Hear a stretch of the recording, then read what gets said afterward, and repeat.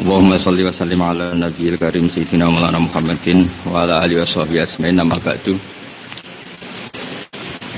Sebelum kita ngaji, hormat saya khusus terutama kepada Habib Ali Asgaf, Sahibul Ma'had, juga Bapak Quraish Shihab dan beberapa pengurus PSK, teman-teman yang hadir, para muhibin. Ini pakai juga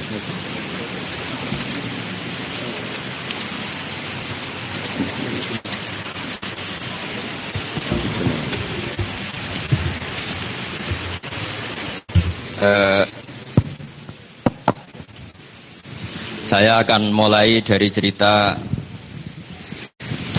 kecil tentang ulumul Quran.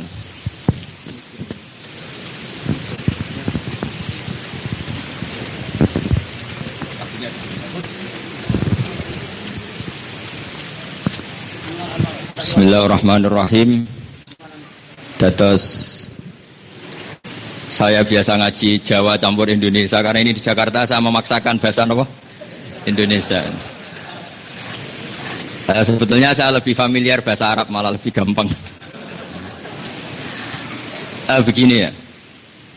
Jadi teman-teman pengkaji Al-Quran yang ikut program PSK, mempelajari Al-Quran itu mudah sekali. Saking mudahnya di era itu bahkan orang kafir itu bisa paham. Orang kafir itu orang yang nggak pernah kuliah di IAIN, juga nggak pernah kursus di PSK, juga nggak pernah ngaji tafsir Jalalain itu, tapi kalau Quran dibacakan tuh paham. Ini penting utarakan karena kalau di modern non muslim ini contoh paling gampang. Walid bin Mughirah itu tokoh terkenal kafir. Karena Quran sudah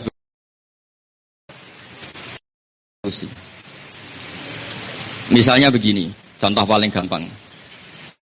Latihlah berbahagia dengan kebaikan. Pasti dengan itu kamu akan meninggalkan kemaksiatan. Jadi orang yang sedang munajat itu timbang orang.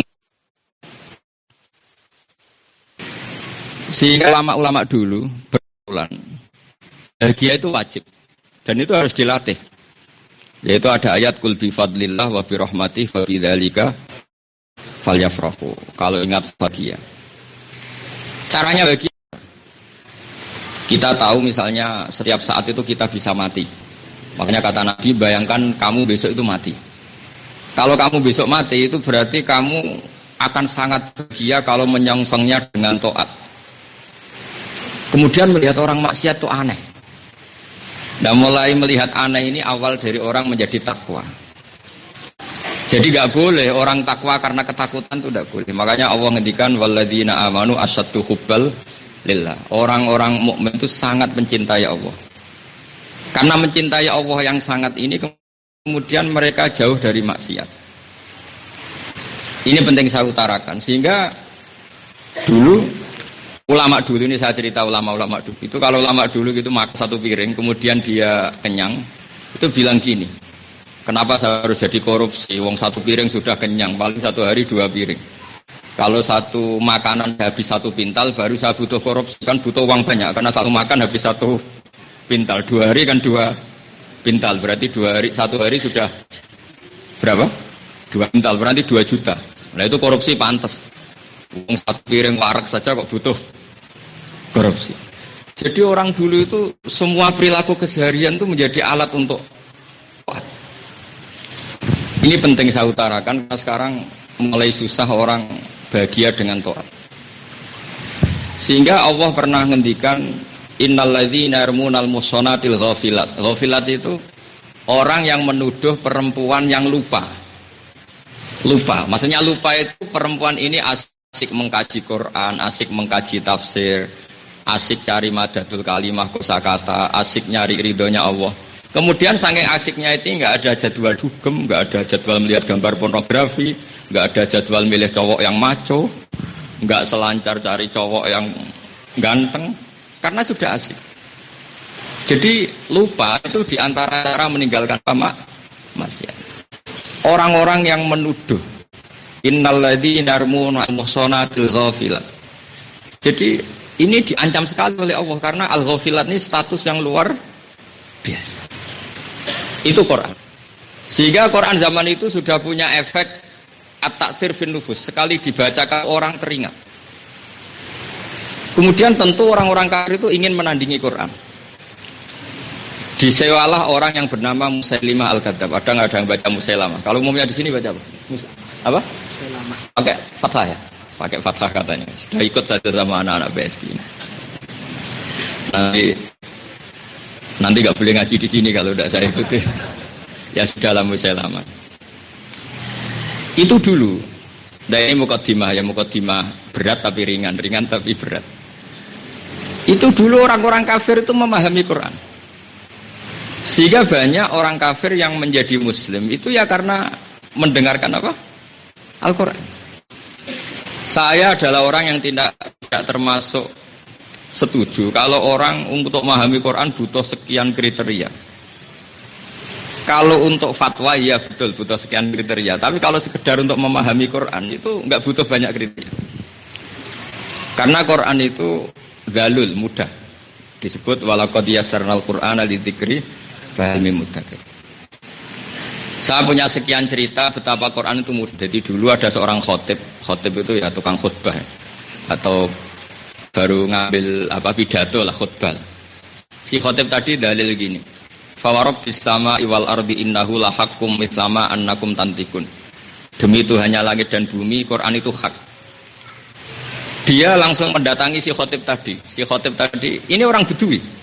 Kata si khotib ke orang Bedui tadi, Pak Khotib, tolong kasih tahu siapa yang bikin Allah murka sampai Allah kok terpaksa sumpahan. Si khotibnya aja kaget, apa hubungannya? Isem. Datang ke saya cerita bilang, Pak Bah, saya mau Islam. Saatnya sampean bisa menerangkan Tuhan itu siapa? Allah itu siapa? Terus saya bilang, tapi kalau kamu saya jelaskan mau mengakui Islam, ya kan? Saya bilang gini, goblok-goblok bareng kata. Maksudnya gimana? Ya anggap saja misalnya rumah kebakar itu ya tanpa sebab. Anggap saja kalau ada hujan yang tanpa sebab. Wah, itu bodoh sekali. Sesuatu pasti ada sebabnya. Ya sudah, Allah itu namanya musabbibul asbab, penyebab dari semua alam raya ini. Ya itu yang namanya Tuhan. Ya itu namanya Tuhan.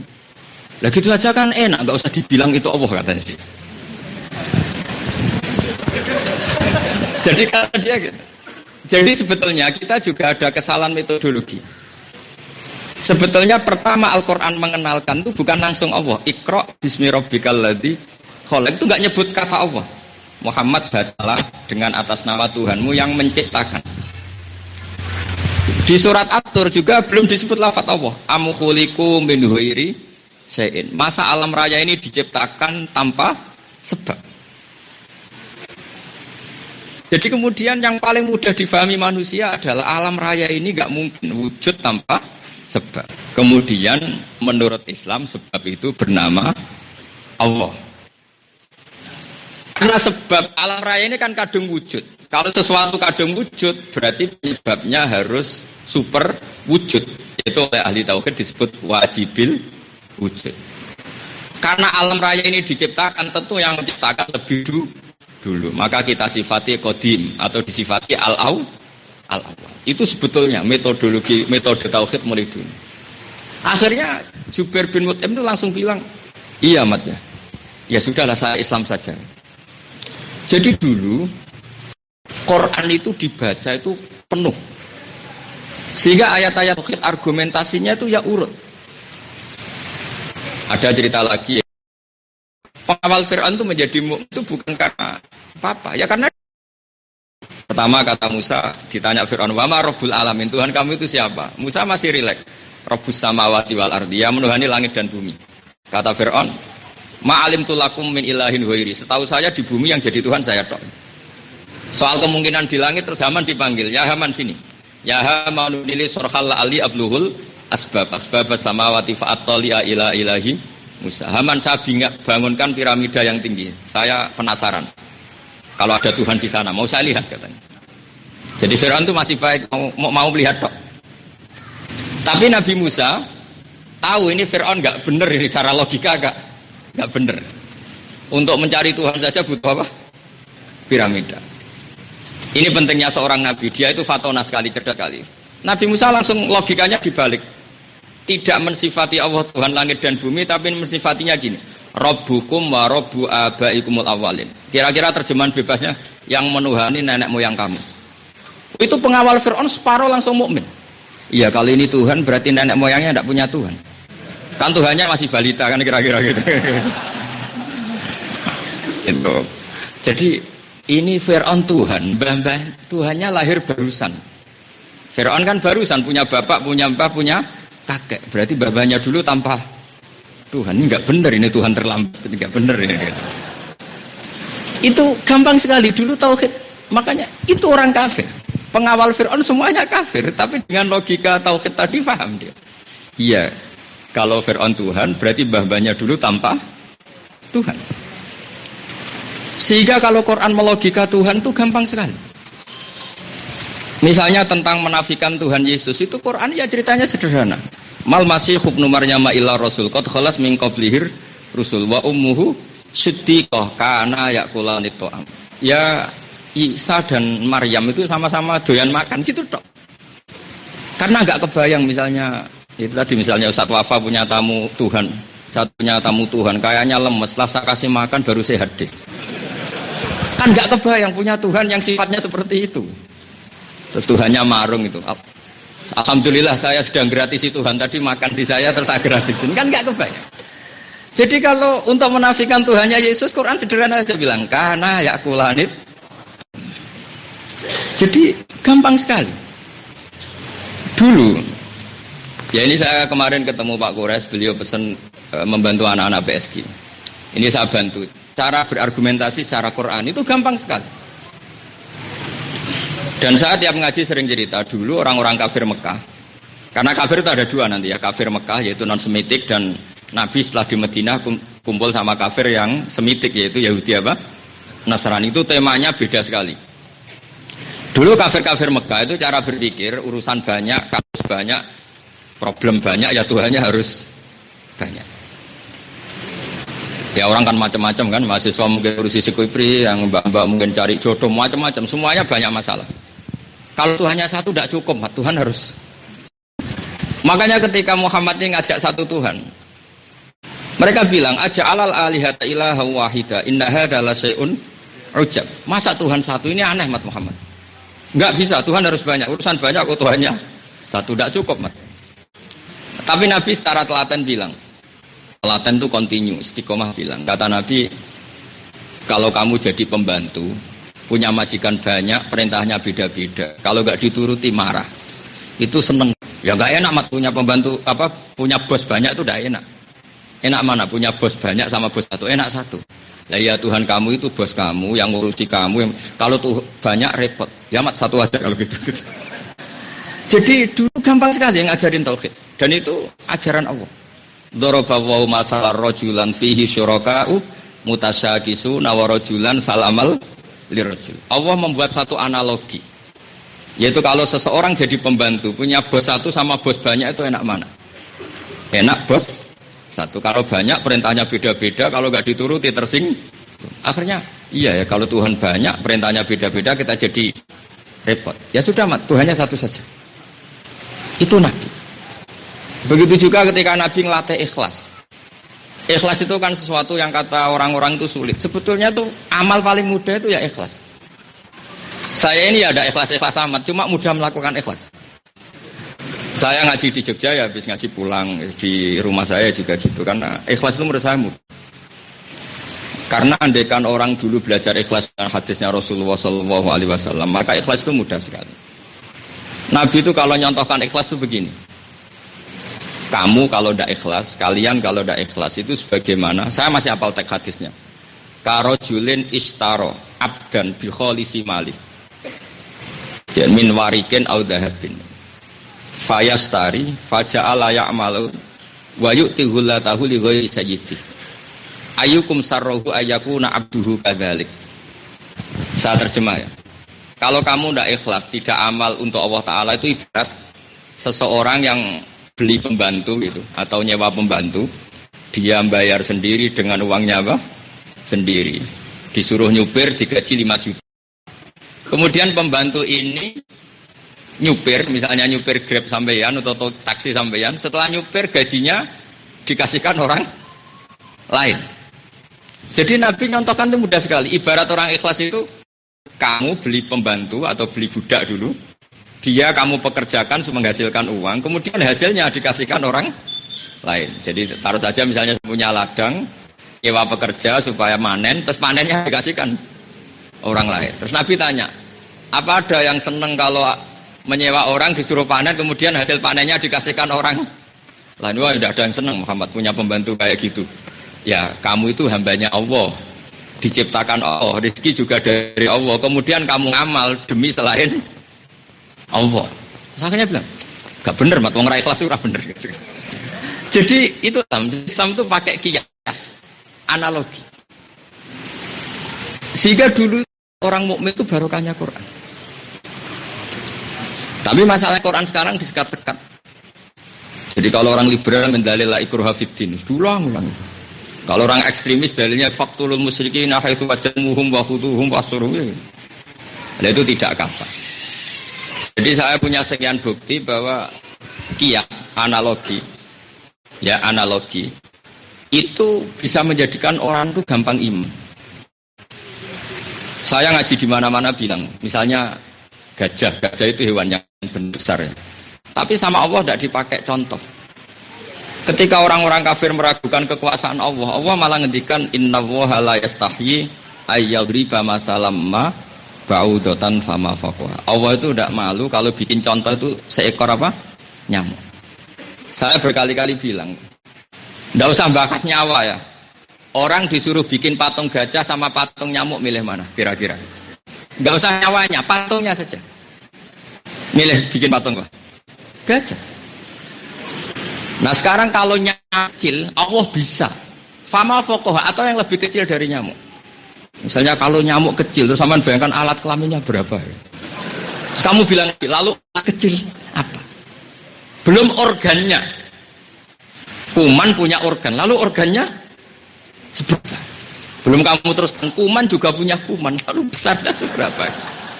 Wah itu orang kafir langsung tas. Pertama yang mengejek, Muhammad, Tuhanmu kurangan stok ya. Sampai bikin contoh saja nyamuk, keren apa nyamuk itu? Masyhur itu. Muhammad itu kehilangan akal, sampai contoh kecil itu punya alat kelamin, punya organ, punya apa. Kamu bikin, nggak usah bikin ngasihnya apa, bikin patungnya saja. Menandingi Quran secara jujur, secara yang mutu, kalau orang maknani kuat, wafal hamilati wikro. Kemudian kekuatan ini bisa mengangkut apa saja. Kapal-kapal besar apa saja itu karena kekuatan atom. Faljari menggerakkan apa saja. Kemudian dari kekuatan ini muqassimati amro, lalu menjadi distribusi, ya, kekuatan distribusi kemana-mana. Faljariyati yusra, fal tandingi dengan ayat wazariati zar'a, demi perempuan sedang menanam padi. Setelah ditanam ya wal asidati asda, kemudian bizati khubza, kemudian dibikin itu, kemudian ditelan. Kebenaran itu ada argumentasi yang enggak dibantahkan. Al-hujjatul balik. Saya beri contoh tradisi ulama atau tradisi Nabi, ya tentu ulama. Nabi pernah bilang, pernah ngendikan gini, al-qatil wal maqtul finnar, yang bunuh dan yang dibunuh. Ya Rasulullah, kalau qatil masuk neraka enggak apa-apa, dia kan pembunuh. Lalu dosanya yang terbunuh itu apa? Kata Nabi, innahu kana harison. Oh, cuma yang sial akhirnya terbunuh, kata Nabi. Lalu oke ya terbunuh. Terus kata Nabi, ya nasibnya terbunuh tapi mentalnya bunuh. Memberi apa? Memberi apa? Penjelasan. Nabi kalau guyon itu ya tetap nggak bohong. Masyhur. Ada seorang tua terus main ke Nabi terus agak kemalaman gitu, bilang ya Rasulullah saya ini harus cepat-cepat pulang karena saya jalan kaki. Kata Nabi, la ahmilan naki alab ninako. Ya nanti gampang, tak tumpakan anak unta. Nanti tak sewa, tak pinjemin anak unta saya. Kata perempuan tadi yang sudah tua, apa yang bisa saya lakukan dengan anak unta? Kita pas mau pulang dikasih unta tua, ya unta normal itu. Ya Rasulullah, katanya anaknya unta, kok ini unta tua? Kata Nabi, ya meskipun tua ini anaknya unta kok. Jadi Nabi itu rileks saja. Jadi makanya Nabi itu punya unik, wayam zaku wala yaqulu illa haqqan. Nabi itu sering guyon, tapi wala yaqulu illa hakon tapi tidak bohong. Itu susahnya bukan main guyon tapi tidak bohong. Ya kan salahnya dia menafsirkan kalau anak unta itu kecil. Meskipun tua kan juga anak unta. Kan dia kan. Ya makanya Nabi ahmilan naki almin aku nanti tak tumpakno anak unta. Ya apa yang bisa berbuat dengan anaknya unta? Setelah mau pulang ini naik ini. Ini kan unta besar ya semua katanya engkau ini anak unta. Terus Nabi ya meskipun besar ini anaknya unta. Jadi guyonannya Nabi saja hujjah. Begitu juga Allah. Allah itu ya sering kalau Anda boleh dibahasakan itu ya boleh sering gejol-gejolkan dengan nabinya itu sering. Dan di semua teks istilahnya ya hakur robbu. Cuma nanti jadi perdebatan anak-anak PSG nanti. Ini perlu ditakwil mutasabihat. Pernah suatu ketika Nabi Ibrahim didatangi malaikat Israel. Jadi Allah ya sering gejol-gejolkan guyon sama nabinya. Tapi tentu dengan tanda kutip ya. Guyonnya tadi. Kata Nabi Ibrahim, kamu siapa? Saya malaikat mati. Saya Israel. Disuruh nyabut nyawa kamu. Enggak, nanti dulu. Kamu mesti enggak benar. Ini hoax mesti. Itu hoax enggak benar. Cuma Nabi Ibrahim lebih santun dibanding Nabi Musa. Kalau cerita Nabi Musa malah malaikat Israel diculak sampai matanya keluar. Kata Musa, saya ini kalimu orang yang selalu dapat. Terus Israel ditanya gini, hal ra'aita habiban yumitu habibah. Hal ra'aita khalilan yumitu khalilah. Masa ada kekasih membunuh kembali? Ya Allah kata ya, Ibrahim begini-gini. Dan Allah enggak tersinggung. Allah ngajari Israel satu argumentasi ilmiah. Dia bilang gini kabar Ibrahim. Hal ra'aita habiban yakrahu ayyalqa habibah. Gini, hal ra'aita habiban yakrahu ayyalqa habibah. Masa kekasih tidak siap ketemu yang dikasih? Akhirnya Ibrahim, ya oke, siap. Jadi dulu itu rileks. Jadi Allah ngajari itu ya rileks. Akhirnya iya ya, kekasih kok tidak siap. Makanya kalau ada anak PSG bilang saya kekasih Allah bohong, pasti tidak berani mati. Tak jawab itu bohong, pasti tidak berani mati. Jadi dulu para nabi menerangkan kebenaran itu rileks. Nah sehingga dulu karena banyak orang ikhlas, perdebatan para nabi itu juga rileks. Saya punya sekian contoh betapa agama ini mudah diterima. Yuridu wa bikumul yusra la yuridu bikumul usra. Ada 3 nabi itu yang sezaman. Satu Ibrahim dan Lot. Cuma ada level karena Ibrahim itu Lot itu keponakan sama Ibrahim sehingga sangkatan tapi tidak level. Sehingga ya yang Nabi Lot itu sami'in wa ta'ana. Terus kedua Harun dan Musa. Itu pun tidak level karena Nabi Harun jadi nabi itu karena proposalnya Nabi Musa. Jadi karena permohonan Nabi Musa. Nah yang benar-benar seangkatan dan level itu hanya Yahya dan siapa? Yahya dan siapa? Ini sama-sama top. Nabi Yahya kata Allah, ya Yahya khudil kitab bi quwwah wa atainaul hukma sabiyya. Jadi pas kecil mulai sudah pintar semua. Singkat cerita 2 nabi yang satu generasi ini ya sering debat. Tapi sama-sama orang ikhlas. Debat itu menjadi debat kusir karena sama-sama ada ikhlas. Kalau sama-sama ikhlas itu gampang kok. Nabi Isa itu kalau setiap main ke satu kampung itu mesti tanya gini. Aina syirarun nas, orang buruk itu rumahnya mana? Sing Nabi Yahya mesti tanya, aina khiyarun nas, orang-orang baik rumahnya mana? Singkat cerita ada perdebatan kecil. Kenapa kamu tanya rumahnya orang-orang baik? Kata Nabi Isa. Kata Nabi Yahya, enak lakum orang baik. Nyaman gitu, enggak ketularan nakalnya gitu. Kamu kenapa tanya rumah-rumahnya harus jelek? Mau ngapain gitu?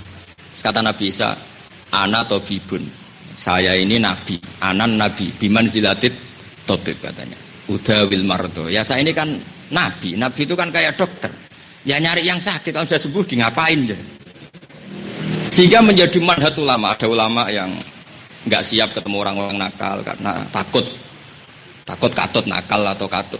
Tapi ada ulama banyak juga yang orientasinya menobatkan orang-orang nakal. Karena secara fikih kalau ndak ada mau nemanin, ndak ada yang terus kayak apa? Makanya kalau guyonan fikih itu gini, berteman orang fasik boleh ndak? Oh ndak boleh, mari katut fasik. Tapi kalau bina orang fasik boleh nggak? Oh boleh, penting. Dan bina itu dimulai dari kenal itu dimulai dari kancanan. Oh ya boleh. Jadi Jadi fikih itu bisa dinego. Karena memang ada logika. Di sini ada logika. Makanya membawa agama ini ibarat kayak sampean punya keponakan nakal. Punya keponakan nakal terus kemudian sering gonjekan sama lanang wedok beling. Ada seorang bijak nggak pernah negur. Nggak pernah negur karena nunggu momen yang tepat. Akhirnya anak ini mengira nggak dosa atau nggak salah karena setiap ketemu keluarganya nggak ditegur. Yang satu amannya keras sekali. Serata aku ponaanku kok ngono potongannya. Kesimpulannya apa? Yang rileks ya akhirnya nggak didik sama sekali, bahkan menjadi justifikasi seakan-akan itu barang halal. Yang juga natijahnya sama. Tidak sempat didik karena ketemu saja tidak sama-sama akhirnya nggak manfaat bagi umat Islam. Makanya Islam itu selalu di garis tengah tadi. Kalau bahasa orang PSG mungkin moderat tadi itu. Selalu di garis tengah. Memang susah di garis tengah. Karena antara kita tarbiyah dan tidak membiarkan barang batil kita akui sebagai barang hak. Ya memang susah, tapi Rasulullah itu bisa mengelola itu. Maka semua nabi itu punya sifat fatonah, kecerdasan. Kayak tadi misalnya orang dari orang kafir menuhankan Tuhan banyak, kemudian nabi bisa membantu mereka berlogika bahwa Tuhan itu jangkarnya Muhammad karena mereka belum iman. Setelah begitu terus ya sudah Tuhan kamu itu ibarat yang menciptakan. Natijanya sama-sama. Umyun bantukan perang. Yang namanya perang kan ada yang tangannya putus, ada pedang, ada yang kena panah. Singkat cerita terus mereka ngeluh, ya Rasulullah, gara-gara kita perang kemudian kena pedang, kena panah, kita sakit. Tapi apa jawaban Allah? Ngiranya para sahabat itu akan diapresiasi oleh Allah atau diapresiasi oleh Rasul. Ternyata jawabannya Allah apa? Iyam saskum korhun faqad massal qoma korhum mislu. Jika kamu orang kafir ya luka, itu saja biasa. Kamu yang mukmin jadi luka aja cemen. Biasa maling ayam itu kedinginan biasa. Kalau orang jadi kiai karena takut, wah saya jadi kiai nanti takut punya musuh gini. Bandar narkoba itu musuhnya polisi. Itu berani. Saya berkali-kali ngaji mana-mana bilang, Allah itu kalau mau menyalahkan orang soleh itu dibandingkan orang dolim. Makanya bahaya ini. Allah itu kalau menyalahkan orang soleh itu dibandingkan orang bandar narkoba itu ya risikonya persaingan antar bandar narkoba dan itu bisa tembak-tembak, bisa ngadepi polisi, BNN itu saja berani. Kamu jadi kiai gak berani karena takut apa? Resiko. Padahal kebaikan. Akhirnya sahabat semenjak itu gak pernah ngeluh sama Nabi. Nah, ketika ngeluh gak diapresiasi malah ada ayat iyam saskum korhun faqad maral qoma korhum mislu. Jika kamu luka karena perjuangan, juga luka. Kama ta'lamun wa tarjuna minallah mala yarjun. Jika kamu merasa sakit karena proses perjuangan, orang-orang kafir karena membela kekafiran. Toh kamu punya kelebihan wa tarjuna minallah mala yarjun. Kamu berharap dari Allah yang mereka tidak berharap. Itu mudah sekali kalau motivasi ya mudah, kalau memberi analogi ya mudah. Kalau orang sekarang itu enggak. Jadi contoh makhluk yang dasar itu ya dinosaurus. Kalau menurut saya dinosaurus itu masih gampang. Tadi saya bayangkan bikin patung dinosaurus itu masih bisa. Tapi kalau bikin patungnya nyamuk, itu cari pecahan batu sekecil itu aja sudah kesulitan. Cari patahnya itu sudah kesulitan. Pakai alat apa bikin patung seperti itu? Nah, sehingga Allah bikin contoh apa? Innallaha la yastahyi yadriba masalam ma ba'udatan fama fawwa. Jadi mungkin saya ngaji seperti ini tidak kulino mungkin apa. Saya biasanya ngaji itu yang ngaji rutin. Ngaji rutin pakai kitab karena pikiran saya sederhana ya. Islam tuh kafah sehingga ya ngaji itu harus khatam. Dulu saya ngaji khatam tuh karena dendam sebetulnya. Dendamnya itu kalau di depan biasanya musonnet bilang kama sayati sebagaimana penjelasan yang akan datang. Pas di belakang kama sabakos bagaimana penjelasannya sudah kelewat ya. Akhirnya saya dendam, ini kalau tidak khatam korban kama sayati, kama takodam, kama sabak. Nah problemnya sekarang banyak orang ngaji itu tidak khatam, makanya kacau. Kalau ngaji itu ya harus khatam, biar tidak jadi korban kama sayati, apa kama sabak. Makanya banyak sekarang balik abal-abal karena tadi dia nggak pernah belajar apa? Hatam. Jadi ngaji itu harus hatam. Karena dengan hatam tadi kelihatan. Terus ini mungkin makalah saya terakhir tentang orang kafir. Orang kafir itu ada dua. Satu kafir non ahli kitab, disebut di kitab itu musyrik Mekah. Zaman itu istilahnya musyrik apa? Mekah. Dua kafir semitik, yaitu Yahudi apa? Nasrani. Makanya ada ayat lam yakunil ladzina kafaru min ahlil kitabi wal musyrikin. Jadi kafir satu kategorinya ahli kitab, dua kategorinya kafir apa? Musyrik. Ini penting saya jelas biar gak rancu dalam analisis. Nah, kafir-kafir yang Mekah itu penyembah berhala dan tidak percaya adanya hari apa? Kebangkitan. Sehingga mereka sering bilang aidza mitna wa kunna turaba wa idzaman aina wa lama busun. Sebagian ayat aina lama dinun.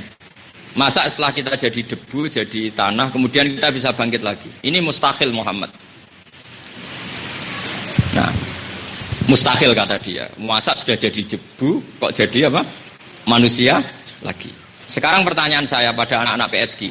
Orang Yahudi Nasrani pernah berpikir gitu enggak? Enggak.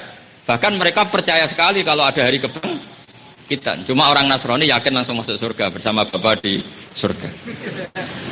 Sebab itu yang kafir jenis Yahudi Nasrani itu ayatnya wa qalu la yadkhulul jannata illa man kana hudan anasor. Artinya mereka percaya hari kebangkitan.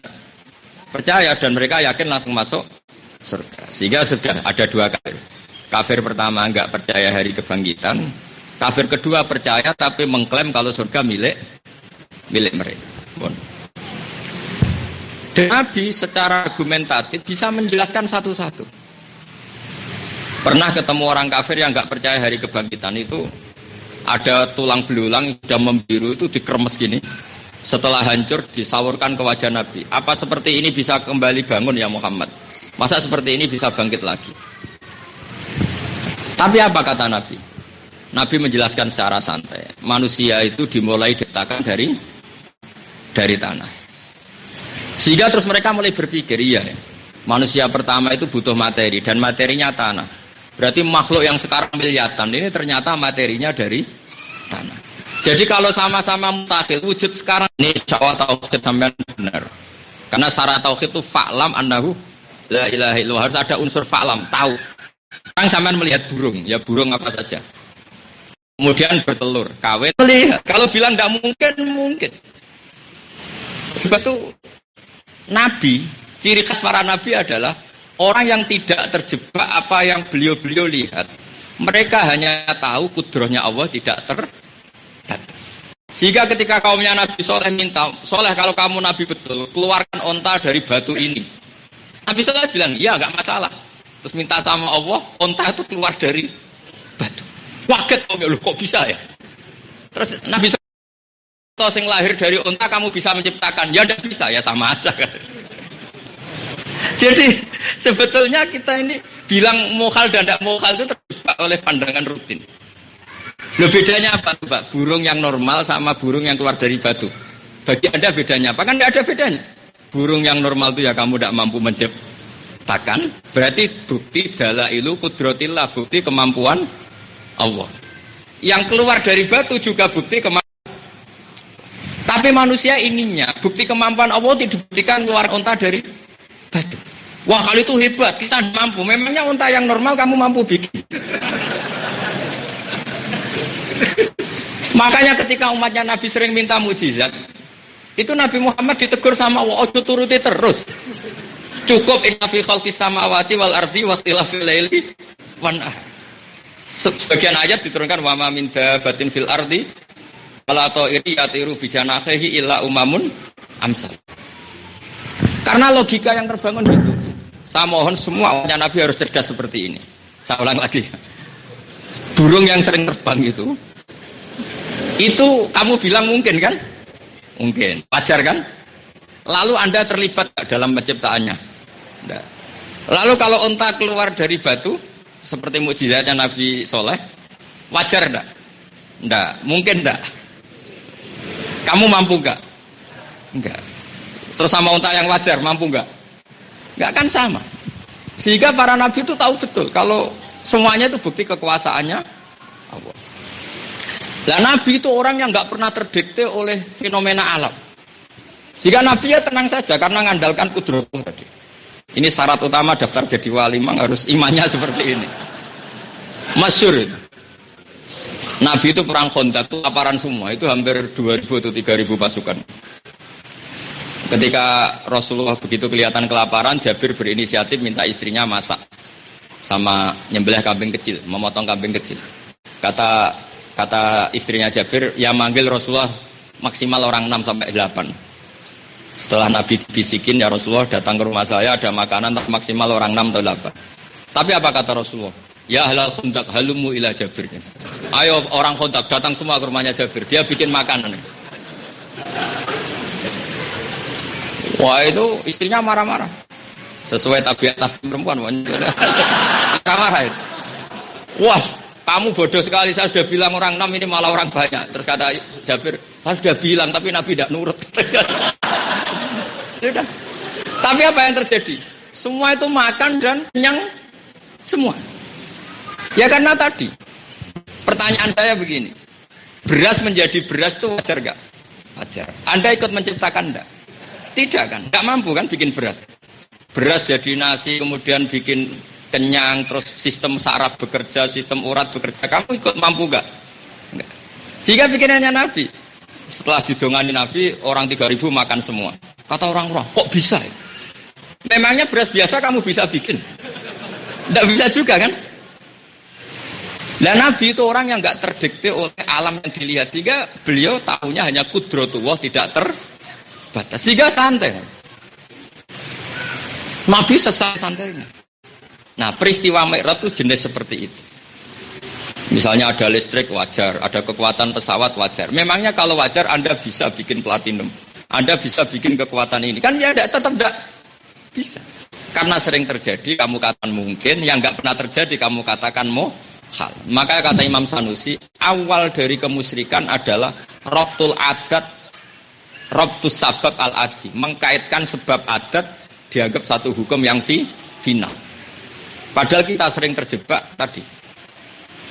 Saya ulang lagi ya, sehingga kita terbiasa mengatakan misalnya ada burung terbang itu kayak ada bukti kudratnya Allah. Tapi kalau burung keluar dari Dimas Kanjeng itu kayak kayak bukti kudratnya Allah, ya enggak, ya sama saja. Yang wajar pun Anda tidak mampu menciptakan. Sehingga Allah berkali-kali mensifati dirinya, saya adalah zat yang menciptakan. Ini penting saya utarakan, sehingga para nabi itu ya tenang saja. Karena beliau-beliau ini tahu kudratullah tidak terbatas. Masyhur itu. Sama tak ceritani perang Badar itu musuhnya Nabi itu 1.000, sahabat hanya 300. Pasnya 313, tapi kita bulatkan 300. Itu satu pedang untuk orang 10. Jadi kalau perang itu gentenan kan lucu, perang kok gentenan pedang. Wah itu mesti kalah itu, kalau teorinya pasti kalah. Tapi Nabi ya santai saja, ketika itu gak masuk akal, terus sahabat gak mau ikut. Nabi bilang gini, la akhrujanna walau waqti, saya tetap ke Badar meskipun sendirian. Akhirnya sahabat, ya udah Nabi ikut. Sehingga sebetulnya ikut mereka itu ya sambil geremeng. Makanya merasa santri geremeng itu sah ya. Sah. Ayatnya memang seperti itu. Makanya ini kan anak-anak PSG, saya mohon hafalnya Quran sampai seperti hafal saya. Memang teksnya gitu. Kama akhrajaka rabbuka min baitika bil haqq wa inna fariqam minal mu'minina la karihun. Quran pun nerangkan gitu. Peristiwa Badar adalah kamu dikeluarkan dari rumah kamu Muhammad kemudian ke Badar dan orang-orang mukmin keluar dalam keadaan gremeng, gerutu. Wa inna fariqam minal mu'minina la karihun. Yujadilunaka fil haqqi ba'dama tabayyana ka'annama yusaquna ila mauti wa hum yanzurun. Ya sudah ya Rasulullah, saya ikut perang. Apa kok perang? Ya engkau mati bareng aja. Karena yakin kalah, karena tadi peralatan perangnya ada imbang. Makanya mereka bilang ka'annama yusaquna ilal maut. Sebagaimana mereka didatangkan menuju kematian. Tapi apa kata Allah? Kan, kalau perang itu yang imbang ya Rasulullah, kalau perang itu yang imbang, kalau tidak imbang jangan lah. Tapi andaikan boleh dikatakan logikanya Allah lebih masuk akal. Wa id ya'idukumu wa ihdat ta'ifataini annaha lakum wa tawadduna anna ghaira dzati syaukati takunu lakum wa yuridu wa yufiqal haqqo bi kalimati. Muhammad, para sahabatmu ingin perang yang ringan-ringan, yang imbang, yang ringan. Tapi Allah ingin menunjukkan kemampuannya, menunjukkan kekudrohannya. Sehingga ingin menunjukkan pasukan kecil mengalahkan pasukan besar. Kira-kira gini, nak kue menang mergo besar ngalahkan kecil, kan nggak menunjukkan kudroh saya. Kira-kira gitu. Makanya justru diuji kecil mengalahkan besar. Sehingga betul, perang Badar itu perang paling unik. Ketika 300 ini seri pertama kalah, seri kedua kalah. Masyhur terus Nabi berdoa tadi. Ini doanya Nabi, bukan doa siapa-siapa, ini doanya Nabi. Doa Nabi. Dan ini saya tidak politikus, ini doa Nabi. Masyhur Nabi berdoa, Allahumma intuhlik hadil isobah lam tu'bad ba'dal yaum. Ya Allah, silakan aja habisin semua pasukan saya. Tapi resikonya nggak ada yang menyembah engkau. Nggak apa-apa gitu. Yang tahu kalau engkau Tuhan itu hanya pasukan saya. Kalau engkau habisi sudah nggak ada yang kenal kamu Tuhan. Selesailah cerita orang itu gitu. Singkat cerita akhirnya Allah mendatangkan malaikat. Dan kelihatan kalau Nabi Rasulullah itu muka syafa betul. Ketika malaikat datang, itu Nabi senyum-senyum. Terus bilang gini sama sahabat, ya aku udah kamu tenang saja, ini malaikat sudah mau ikut perang. Itu ada beberapa cerita lucu betul. Itu ada beberapa sahabat mungkin yang agak hitam degil itu. Memang hitam degil. Terus dia membawa Abbas itu paman Rasulullah. Zaman itu secara zahir belum Islam. Bilang secara zahir belum Islam, bahkan beliau masih ikut perang apa? Badar, jadi pasukan kafir. Setelah ditawan, ya Rasulullah ini tawanan saya, maka hak ghanimah itu milik saya. Kata Abbas, ya Rasulullah, yang nangkep saya tadi orangnya ganteng putih, tidak orang ini. Terus kata Nabi, ya betul, tadi malaikat yang bantu di perang apa? Badar. Terus ada sahabat lagi nuntut ghanimah. Saya nuntut ghanimah ya Rasulullah, yang bunuh Abu Jahal itu, yang bunuh ini saya, kata sahabat-sahabat. Tapi ada sahabat yang jujur. Apa betul gitu ketika tanya? Tidak Nabi, pas mau saya bacok gitu, kalau bahasa Jawa sudah terputus kepalanya. Akhirnya mereka ngaku ini nggak ada yang wajar, perang Badar itu nggak ada yang wajar. Makanya terus Allah gojlok para sahabat itu, falam taqtuluhum walakinnallaha qatalahum wa ma ramaita idz ramaita walakinnallaha rama. Akhirnya mereka terus ikrar. Ya terus dia cerita sendiri-sendiri. Ya Nabi, saya tuh nggak ikut apa-apa, tahu-tahu orang terus gelimangan gitu. Ya saya ingin anak PSG itu sampai seperti itu. Jadi dulu agama itu rileks.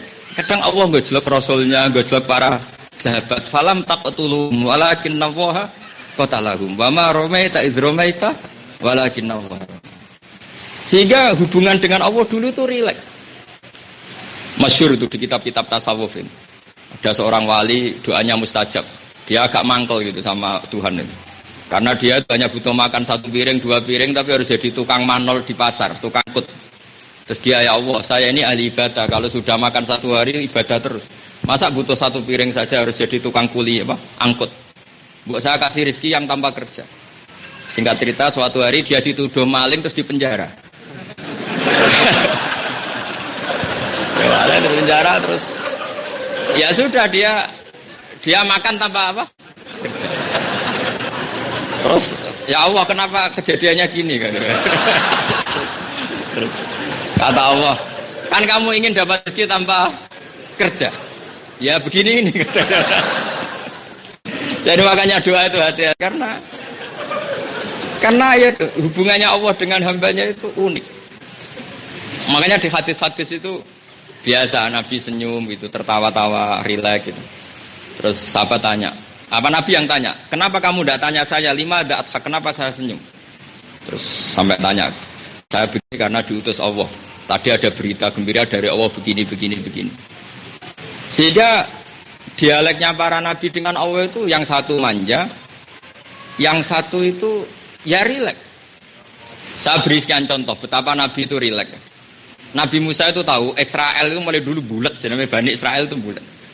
Singkat cerita Nabi Musa sudah milih orang pilihan. Wastara Musa qaumahu sab'ina rajulal limiqatina. Milih 70 orang pilihan. Kira-kira pengurus PSG semua lah.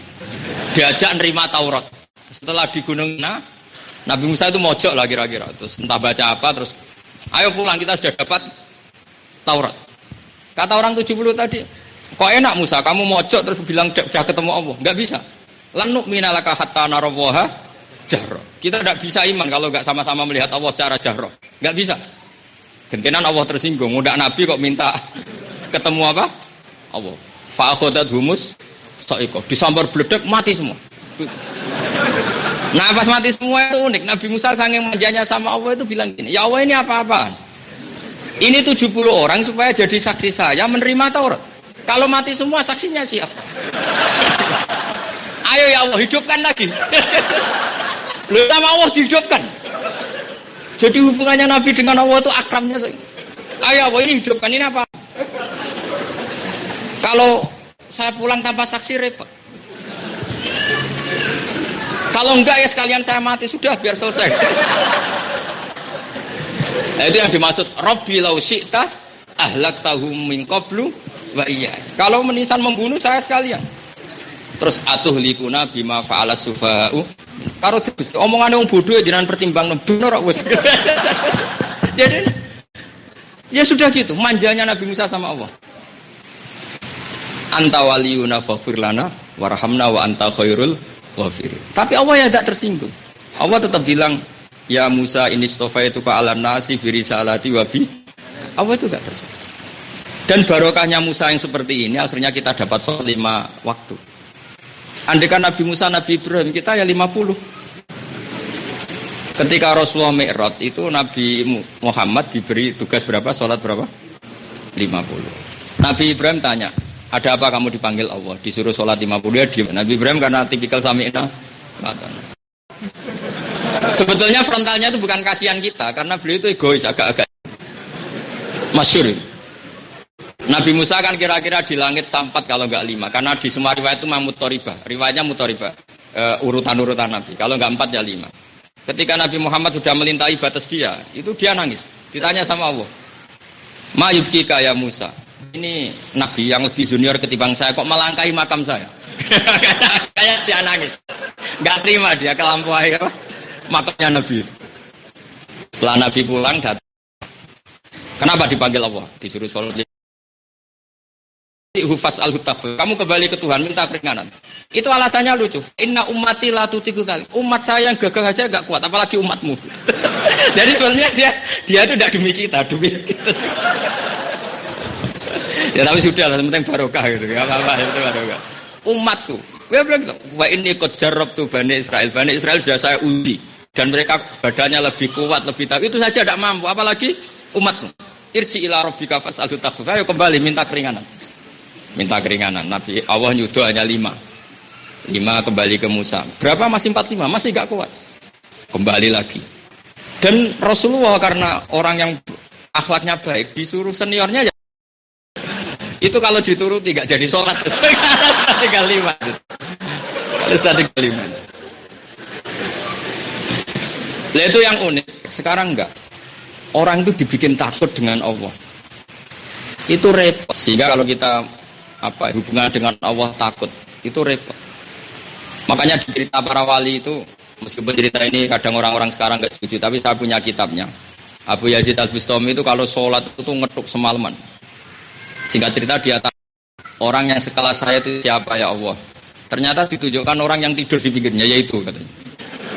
Oh itu nggak terima dia, tapi dia ibadahnya nggak kayak saya. Terus kata Allah gini, kowe ibadah tenanan itu karena kamu nganggap saya ini terlalu. Jadi kalau enggak salah, kalau enggak salah. Kalau itu tahu saya baik, tahu saya tidak apa-apa, terus ditinggal tidur. Gitu. jadi makamnya sama kamu kata. Jadi orang kadang terlalu ibadah itu kan setengah suudon gitu. Kalau berlebihan maksudnya, kalau berlebihan itu kan seakan-akan itu enggak. Seakan-akan rahmat Allah ya bisa didapatkan dengan cara seperti itu. Tapi ada orang tidur karena aminan min makrillah, dia merasa Allah itu baik-baik saja dan memang sholat itu tidak wajib ya sudah tidur. Jadi ya makanya masyhur dalam thariqah para alawiyin itu. Sayyid Abdul Al-Haddad itu terkenal disiplin. Itu kalau ada murid masyhur sama cari di kitab Al-Fawaid Al-Mukhtarah karangannya Habib Ali. Beliau muridnya Habib Zain. Itu Habib Abdul Al-Haddad kalau ada orang ditanya, kamu punya guru siapa? Misalnya si A. Gitu. Kalau ngajar pernah nangis enggak? Enggak pernah. Sudah, enggak usah ngaji orang artinya atau enggak pernah nangis kan. Tapi kalau Sayyid Abdul Hasan As-Sadili, beliau Al-Hasani, kebalikan. Kamu punya guru siapa itu? Pernah senyum nggak? Pernah tertawa nggak kalau ngajar? Nggak pernah. Dah berarti nggak usah ngaji. Orang nggak bisa syukur katanya. Jadi karena ya memang masalah. Orang nggak bisa nangis ya qaswatul qalbi, nggak bisa senyum, nggak bisa tertawa juga qaswatul qalbi. Orang kok nggak bisa syukur. Makanya di Ihya itu di juz 1 itu Imam Ghazali meriwayatkan hadis in min khiyari ummati qauman yadhakuna jarran min siti rahmatillah.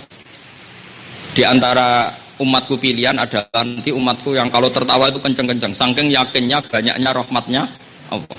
Terus waya beku nasirron min khaufi adabi, tapi kalau sudah bermalam dia nangis karena takut adabnya.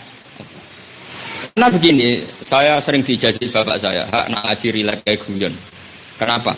Wong ning omah sudah sumpek mikir utang. Mau naik ngaji mbok sumpek nomeneh kata gitu.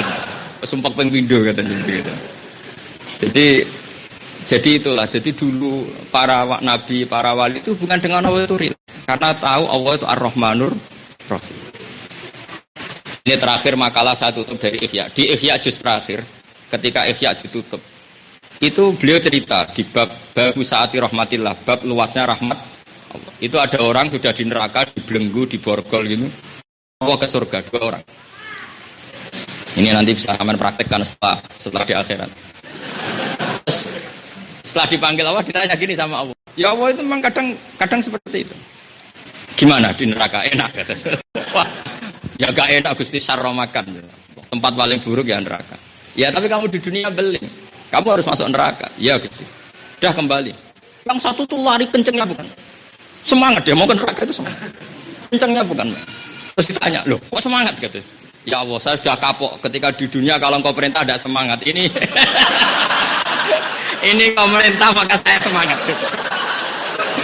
Karena dia kapok di dunia kalau diperintah Allah tidak semangat. Apa kata Allah? Ya sudah kamu di surga saja.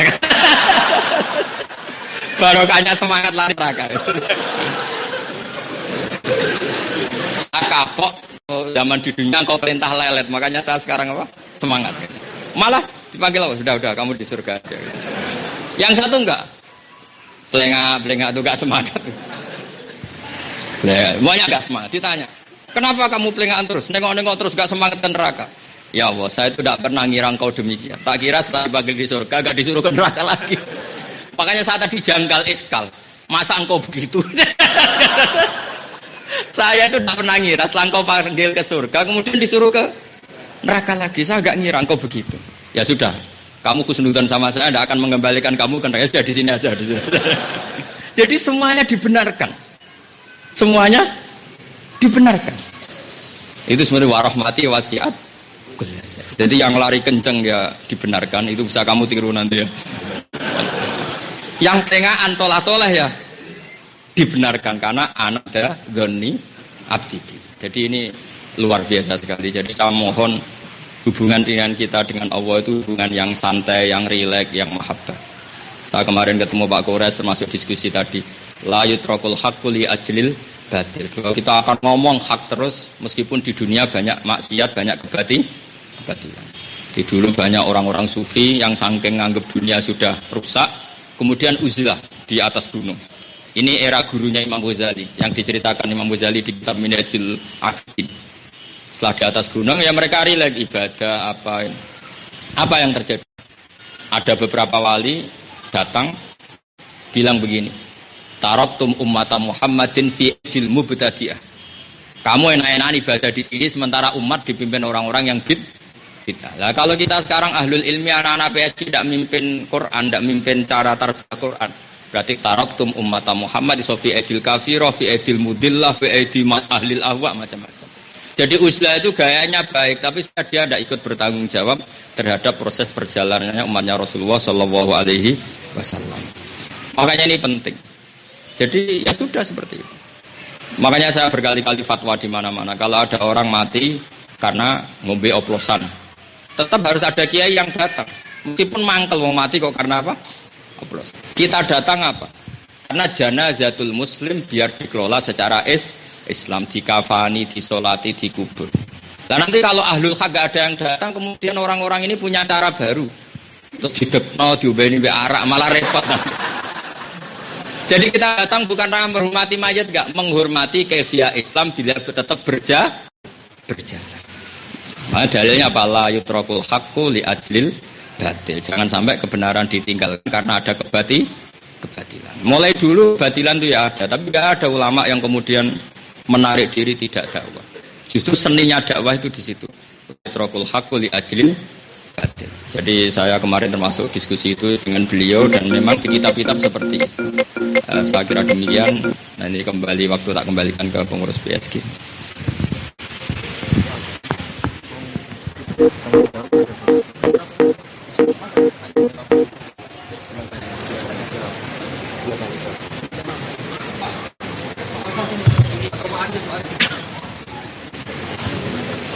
Dua aja ya.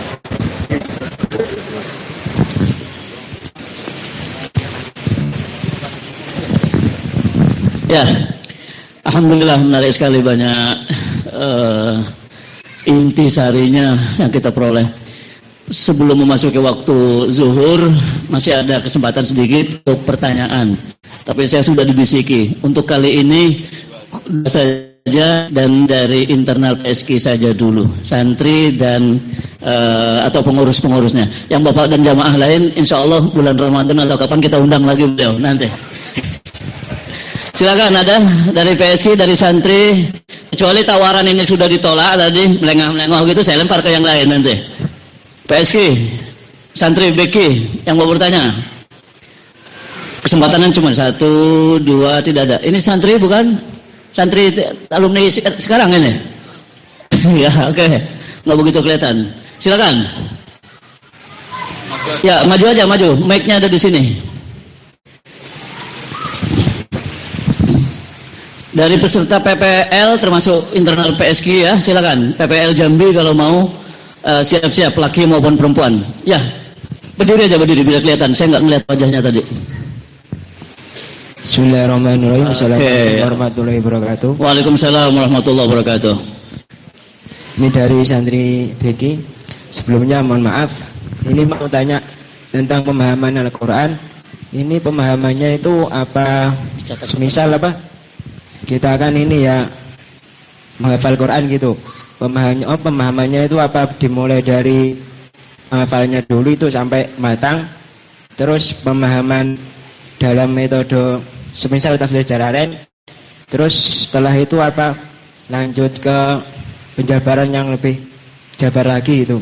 Apa tafsir, terus baru lanjut ke ciri yang lain gitu. Cukup sekian. Assalamualaikum warahmatullahi wabarakatuh. Waalaikumsalam warahmatullahi wabarakatuh. Ya, metode ya. Ada lagi? Di kanan ya. Silakan. Oh, Mas Usnil. Monggo Mas Usnil. Ada mic-nya ini tolong. Mic ini. Ini nih. Ya.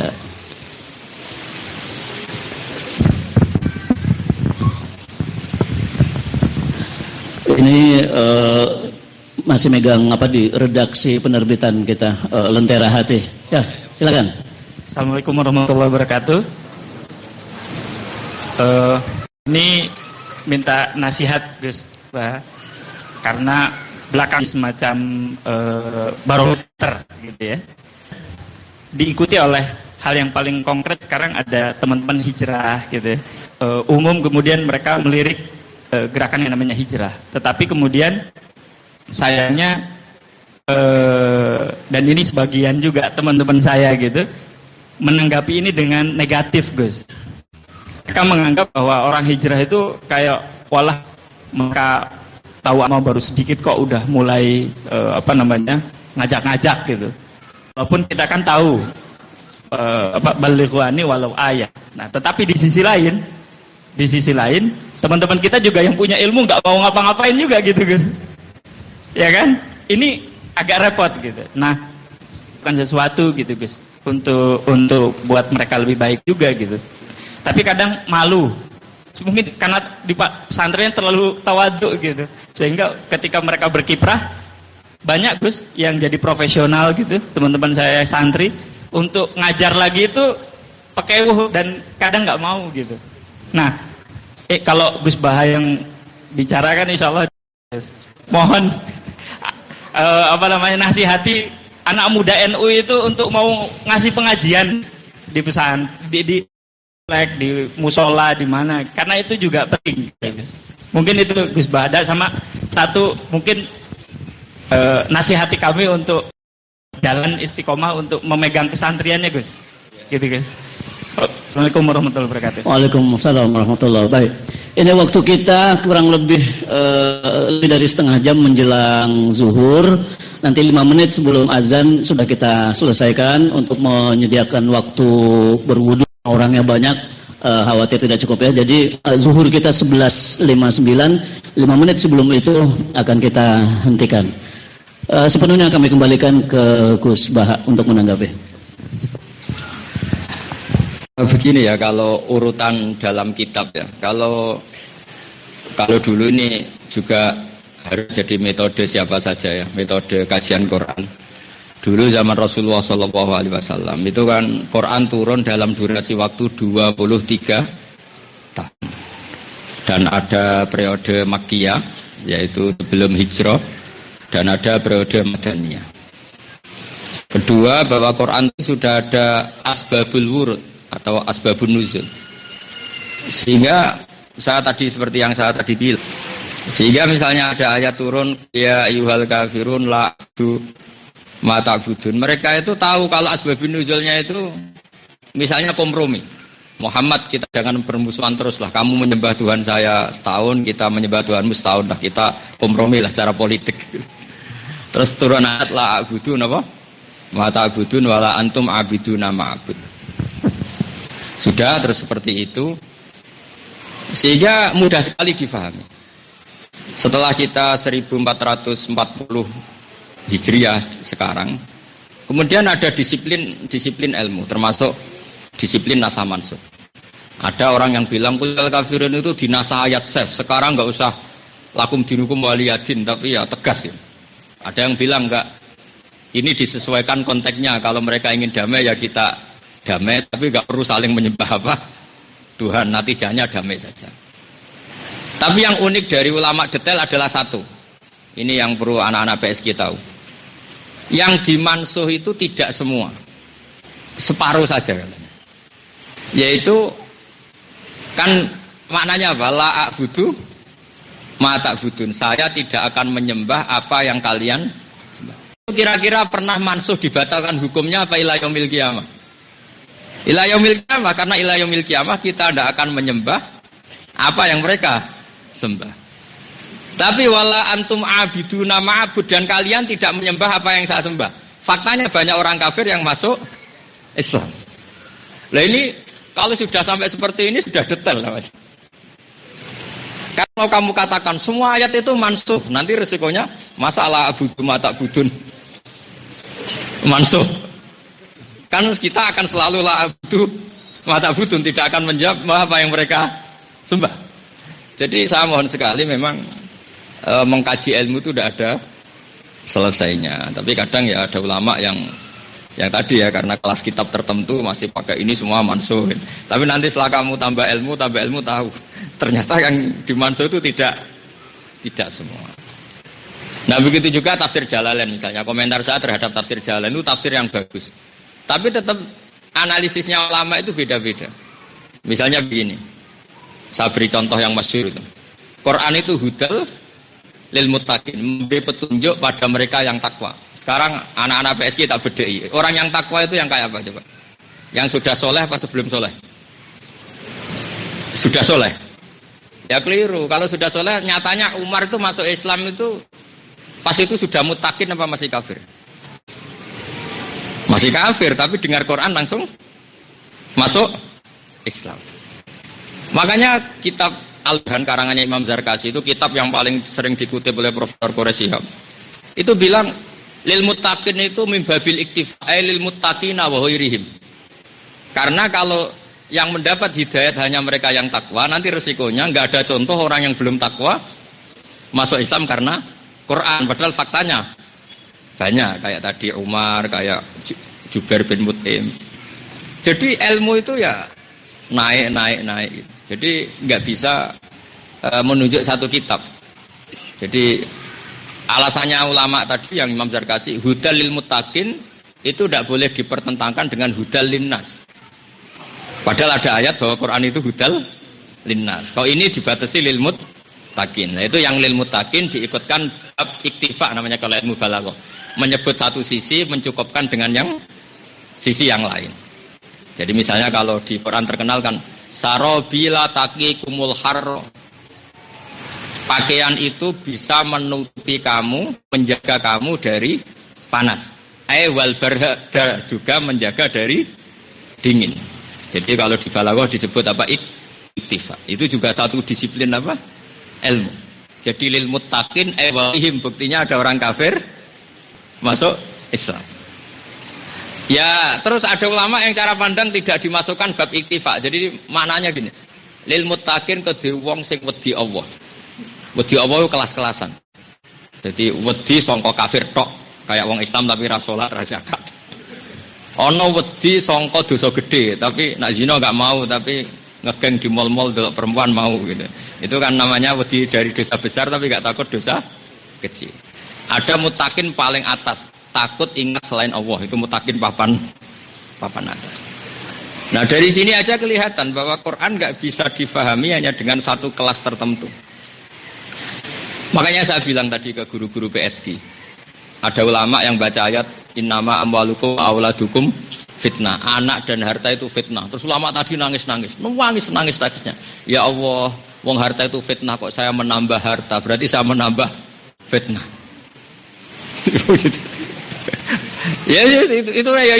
itu satu pemahaman ulama dan itu benar. Tapi ulama yang sama yang itu ketika baca ayat anfiku nangis lagi, ya Allah engkau memerintahkan infak, saya kau tidak punya uang, ini gimana ini gitu. Jadi dulu itu makanya resep memaknai Quran itu kata ulama dulu, iqra'il qur'ana faka'annallaha khatabaka, bacalah Quran sebagaimana Allah itu memerintahkan kepada kamu, sehingga kita langsung merasa sebagai mukhatab yang kena. Nah, dari merasa itu insya Allah kita punya rasa, punya empati. Nah, kalau pertanyaan Mas tadi yang minta nasihat tadi, ya kalau resiko dakwah pasti gitulah. Kalau resiko dakwah itu ya disalah fahami, terus ada debat-debat kecil, ada tuduh menuduh. Saya pernah ketemu seorang teman, Gus katanya orang-orang NU itu bid'ah kafir. Ya bagus lah kata saya gitu. Maksudnya kok kita dikafir-kafirkan itu bagus, tahlil kafir, pegang pegang kuburan kafir. Kata saya bagus lah. Bagusnya gimana? Ya, kata Nabi Musa, istilah kafir itu sebenarnya biasa dulu. Sama tak ceritani. Pertama Nabi Musa jadi nabi itu datang ke Fir'aun. Fir'aun saya sekarang sudah jadi nabi dan mengajak kamu menjadi orang baik. Kata Fir'aun apa? Alam nurabbika fina walidaw wa labista fina min umurika sinin wa fa'alta kallati fa'alta wa anta minal kafirin. Jadi Fir'aun yang menuduh Nabi Musa itu kafir. Makanya kalau kamu tidur kafir tenang saja. Anggap saja kayak Nabi Musa dituduh Fir'aun gitu saya.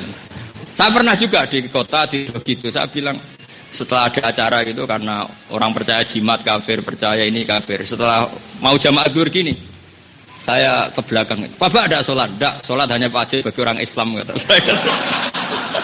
Terus dia lagi, oh sembrono gitu. Jadi kalau orang baca sejarah itu biasa saja, tuduh menuduh itu biasa saja sunnah.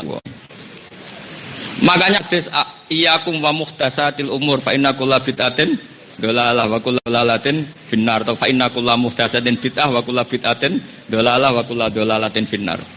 Ada yang baca wa kullu bid'atin ya samalah. Kalau saya sering baca karena dari ataf inna muhdatsat, jadi tapi ada baca kullu ya tidak apa-apa. Ini secara disiplin grammar Arabik tidak apa-apa. Tapi saya bilang bid'ah itu tetap dua, ada yang hasanah, ada yang sayyi'ah. Kalau semuanya itu sayyi'ah, kita pun pernah dituduh gitu. Coba sampean baca awal juz 17. Ma ya'tihim min dzikrim mir rabbihim muhdatsin illastama'u wa hum yal'abun. Ayo coba. Quran juga pernah disetatuskan sebagai apa? Muhdats. Ya coba kalau hadisnya wa kullu muhdatsatin bid'ah, berarti Quran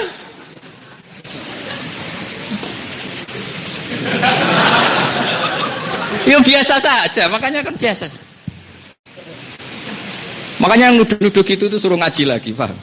Biasa aja. Jadi dulu Nabi itu ya dianggap kafir oleh orang-orang kafir. Makanya mereka kalau bilang soba'a Muhammadun, Muhammad itu melenceng.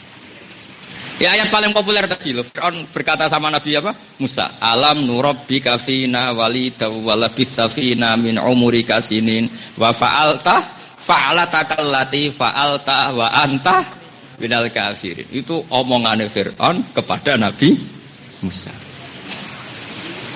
Jadi biasa saja.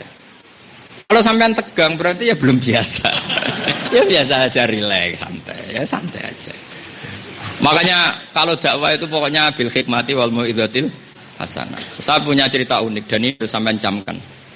Dulu ada seorang ustadz ya, ustadz amatir, masih amatir. Datang ke Harun ar-Rasyid. Harun ar-Rasyid itu seorang khalifah. Khalifah yang alim termasuk dinasti Abbasiyah. Dia teman akrabnya Imam Malik. Jadi termasuk khalifah yang soleh itu siapa? Harun ar-Rasyid. Ada seorang ustadz masih amatir gitu. Datang ke Harun ar-Rasyid. Ya Amiral Mukminin, inni nasihun laka famusaddidun alaika fatajidanna fi nafsika alayya syai'an kata. Ya Amiral Mukminin, saya akan menasihati kamu, cuma saya agak ekstrim. Tolong jangan dimasukkan hati. Saya akan ngomong keras, lantang.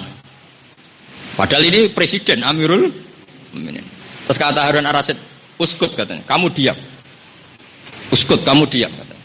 Fa inna Allaha ta'ala qad ba'asa man huwa khairun minka ila man huwa syarrun minni. Wa ma'adzalika yaqulu ta'ala faqula lahu qawlan layyinan. Hei Ustaz, kamu diam. Allah itu pernah menugaskan orang yang lebih baik ketimbang kamu, yaitu Nabi Musa dan Harun, kepada orang yang lebih buruk ketimbang saya, yaitu Fir'aun. Itu saja ada etikanya, faqula lahu qawlan layyinan. Kok kamu sama saya mau keras? Enggak bisa katanya. Itu ustaznya langsung coba, ternyata kamu lebih alim. Jadi mahmi Quran itu seorang Amirul Mukminin. Jadi kalau sekarang ada ustaz terlalu tegas, terlalu keras misalnya sama waliul amri, sama penguasa, itu kata Rasid, uskut ya ustaz, kamu diam. Inna wa ta'ala qad ba'asa man huwa khairun minka ila man huwa syarrun minni.